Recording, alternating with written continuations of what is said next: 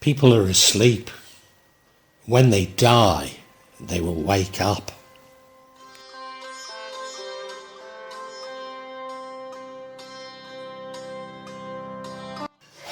For a long time, I've pondered why we believe that our sleep and dreams to somehow be unreal, but our waking state to represent reality. In fact, I'm always getting into arguments on this channel with people about these assumptions. And it seems to me that it could be the exact opposite. That our dream state is revealing something profound, and our waking state is actually a state of hyper-illusion. My starting point for my belief is the Hadith of the Prophet. People are asleep. When they die, they will wake up. And now I've said it's an Hadith of the Prophet, but Hanifis insist that it's not from the Prophet, but Sayyiduna Ali. I'm not even going to go into those arguments. They're only there to confuse, aren't they? I've got to say, however, I'm indebted to Anga Arifka of Perennial Wisdom for reminding me that Ibn Arabi has a very useful perspective on this. And why wouldn't he? As I'm increasingly finding him an inspiration on absolutely everything. And now, of course, within Islam, there's a long tradition of dream interpretation, which Ibn Arabi was well aware of. Indeed, he famously interpreted the dreams of the Prophet. But Ibn Arabi saw that events in the awakening world do not necessarily represent interpretations of dreams. They may well be symbolic, but as a reality itself is an illusion, they cannot represent any profound truth within that illusion. But dreams may be intimately connected to what we believe to be this reality. Therefore, this vlog focuses on the relationship between our waking state and our sleep.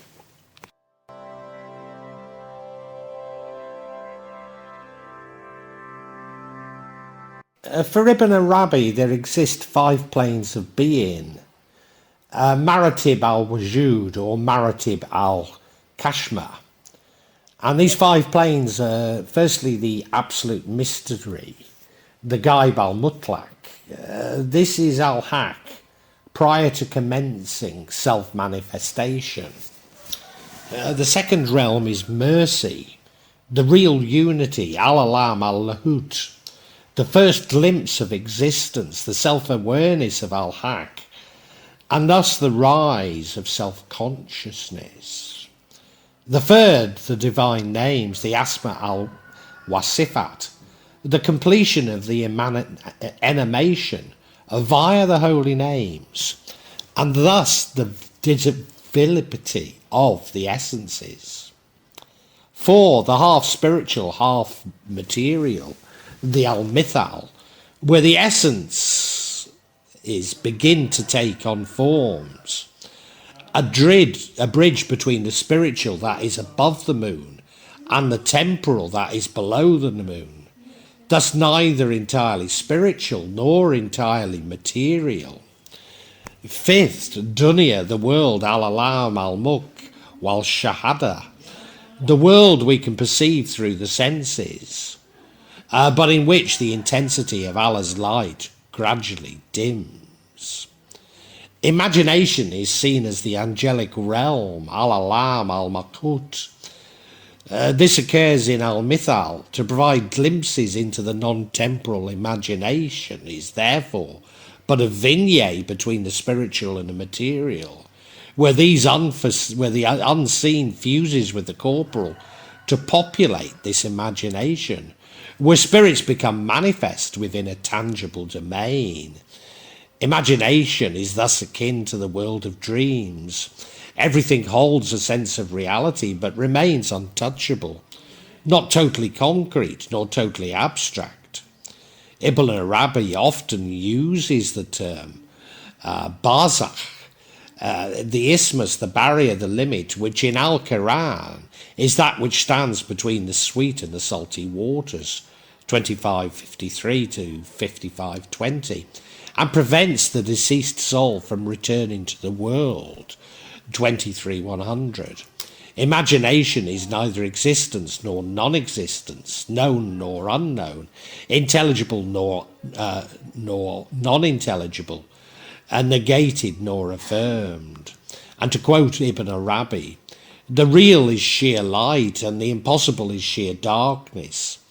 Darkness never turns into light and light never turns into darkness. The created realm is the barzakh between light and darkness. In its essence, it is qualified neither by darkness nor by light, since the barzakh is the middle, having a property of each from its two sides.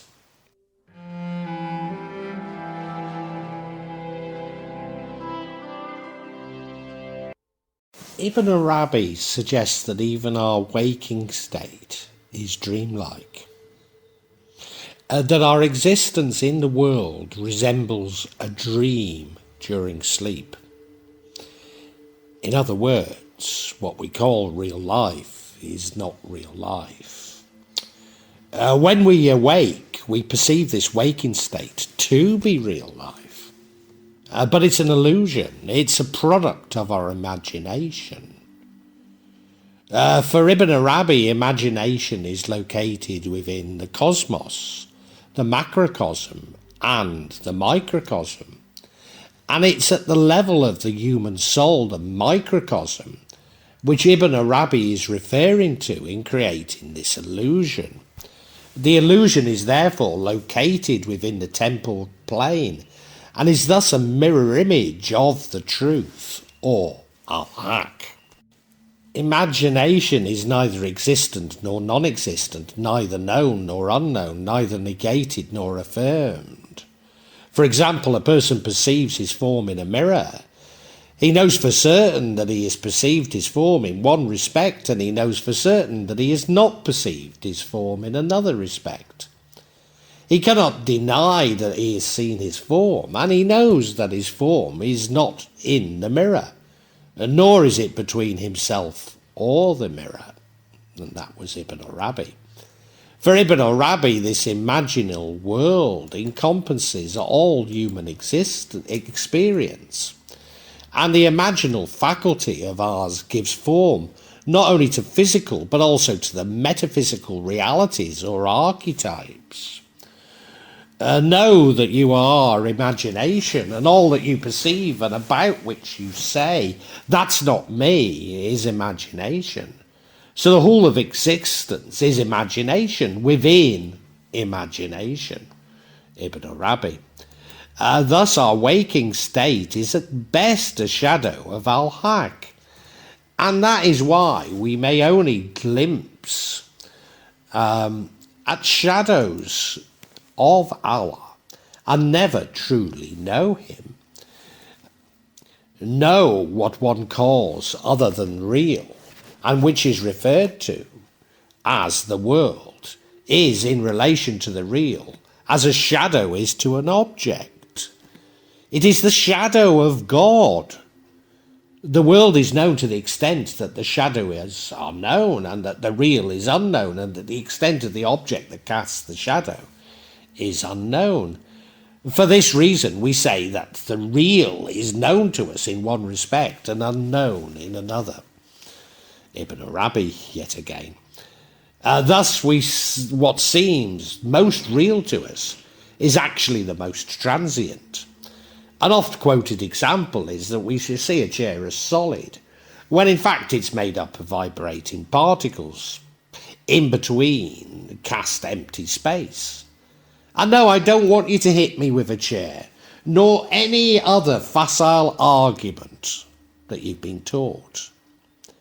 At the heart of this is the dilemma of whether the cosmos is devoid or full of meaning, when it seems to me that it's both, and both simultaneously. Our waking state is not a subjective illusion created solely by the mind, but an objective illusion as it possesses a tangible existence. That is, it can be a shared illusion, even measured using the scientific method. Thus, for Ibn Arabi, whilst not a subjective illusion, it remains comparable to a dream. Even though we may share the perception of the world, it remains a temporal image of Al-Haq, as only Al-Haq has an independent existence of reality. That is, the only truth is real and everything else is an illusion, including our waking state. The world is an illusion, it has no real existence, as Ibn Arabi said. Using dream workshops and diaries, it's been shown that dreams can be shared, that we can simultaneously appear in each other's dreams and that the contents of these dreams can converge. Similarly, we share imagination, and this can be demonstrated through experimentation. Thus, it would seem that telepathy within dreams is not only a possibility, but a common occurrence. Taking the concept of imagination to its logical limit, Ibn Arabi points out that even our own conception of the self is an illusion, an imagination, a dream within dreams. Each builds on the last, creating seemingly ever greater levels of abstraction or explanation. Since the Enlightenment, we've come to see reality as linear, but is it not more of a nested concept? This dream is similar to what I have in the past called the game of life. But Allah does not create the world for play, albeit that it is created in playfulness. Or you might like to call it the Matrix. But what I like about the dream metaphor is that it unites the world of sleep and wakefulness, or life and the afterlife. Despite all being a dream, the importance of what we call dreaming becomes all too apparent when we awake. Imagination isn't limited to what goes on inside our heads, because even our heads are inside our heads as part of the imaginal world. So along with the world of imagination, not an autonomous reality independent of the absolute reality. Instead, the relationship between the imagination and reality is like that of a dream to its dreamer. The dream is not the dreamer, but it is not no other than him either. Creation is a result of the divine's imaginative power. Thus, the cosmos is imagined through Allah.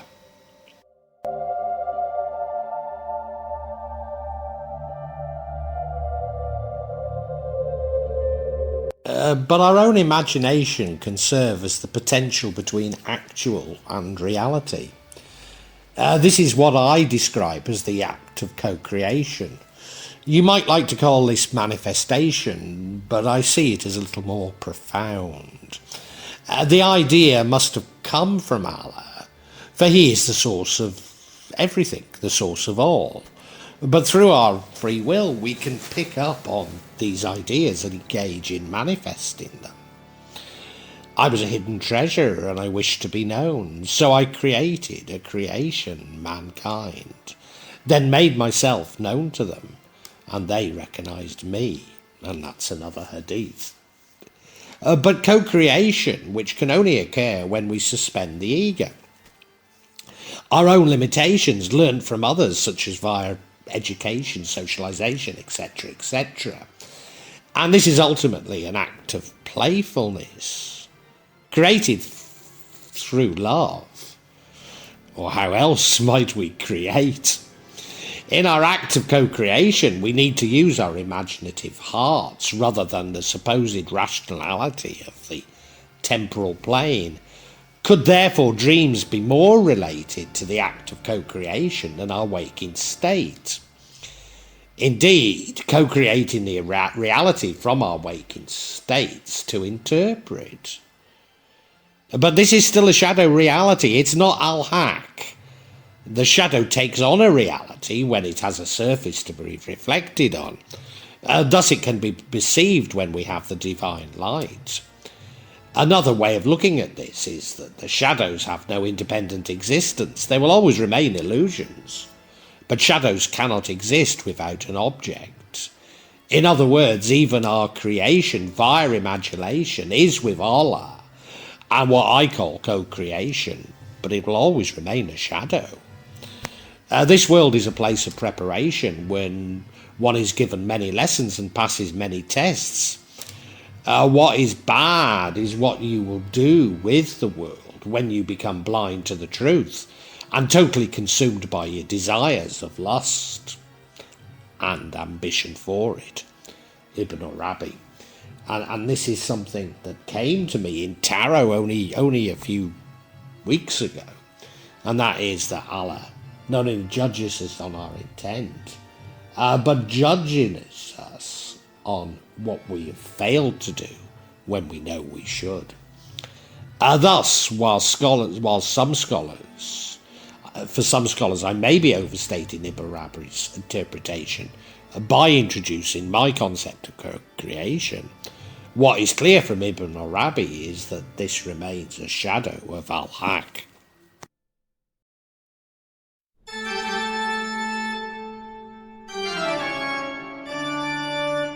Returning to the profound Hadith with which I began, Ibn Arabi provides a wonderful summary. All of this, praised to be God, is in actual fact imagination, since it never has any fixity in a single state. But people are asleep, and the sleeper may recognise everything he sees and the presence in which he sees it. And when they die, they awake from this dream within a dream. They will never cease being sleepers. So they will never cease being dreamers. Hence they will never cease undergoing constant changes within themselves. Nor will that which they see with their eyes ever cease its constant changing. Their situation has always been such. It will be such in this life and the hereafter. Thus the cosmos itself is a mere dream. So astrology is an extrapolation of this dream. This is how divination and what I call co-creation relate. Whilst divination may help us to co-create, it remains a dream or a shadow. What I am interpreting is that divination and the mystical can feel as real as what we call reality. Despite many people on my channel disagreeing with me on this, because this is the only reality is Al-Haq. So everything else is a dream. You might want to see that everything is an hallucination, as some neuroscientists indeed suggest. Yes, my paranormal experiences are an hallucination, but everything is, including you listening to this vlog. Therefore, for me, this dream metaphor is more profound than Plato's cave, as a cave is merely an observation within which there is no act of manifestation. Maybe a more contemporary way of saying this, that everything is virtual reality, or a metaverse.